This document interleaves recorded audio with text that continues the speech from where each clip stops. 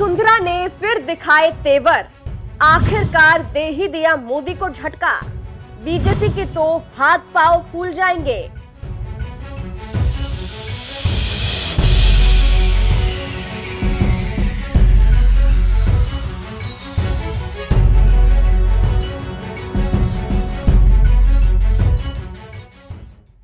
राजस्थान की महारानी वसुंधरा राजे बार बार अपने तल्ख तेवर से बीजेपी को करारा जवाब दे रही है।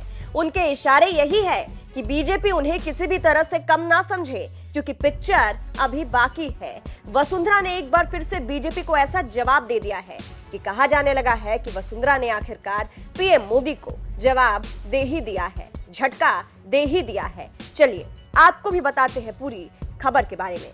दरअसल इस बात से तो हर कोई वाकिफ है कि किस तरह से बीजेपी लगातार विधानसभा चुनाव के वक्त वसुंधरा को साइड कर रही थी। सीएम उन्हें नहीं बनाया गया, जिससे राजे नाराज नजर आई थी और अब आखिरकार वसुंधरा का जवाब आ ही गया है। भले ही वसुंधरा ने कुछ कहा नहीं है, लेकिन अपने एक्शन से जवाब दे दिया है। वसुंधरा ने आखिरकार दे ही दिया मोदी को झटका। अब ऐसा क्यों कहा जा रहा है, ये भी जान लीजिए। अयोध्या में 22 जनवरी को रामलला की प्राण प्रतिष्ठा वाले दिन राजस्थान में आधे दिन की छुट्टी रहेगी और इसी को लेकर सीएम भजनलाल शर्मा ने गुरुवार रात भाजपा प्रदेश कार्यालय में हुई बीजेपी विधायक दल की बैठक में इसकी घोषणा की। लेकिन चौंकाने वाली बात यह रही कि इस बैठक में पूर्व सीएम वसुंधरा राजे नहीं पहुंची।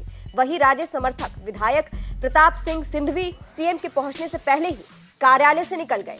अब इसी को लेकर चर्चा तेज हो गई है कि वसुंधरा जिस तरह से बीजेपी को नजरअंदाज कर रही है, बड़ी बड़ी बैठकों में वो शामिल नहीं हो रही है, ये मोदी को जवाब तो नहीं कि उन्हें सीएम ना बनाकर ठीक नहीं किया गया, और कहीं ना कहीं वसुंधरा का बैठक में नहीं जाना मोदी को झटका ही है।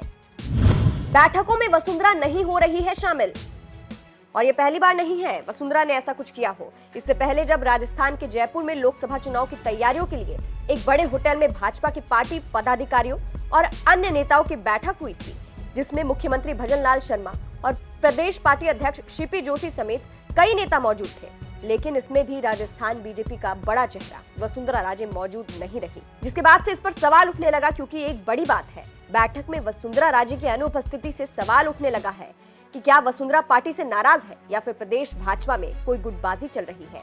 और तो और इससे पहले भी 2 बैठक में वसुंधरा राजे शामिल नहीं हुई थी।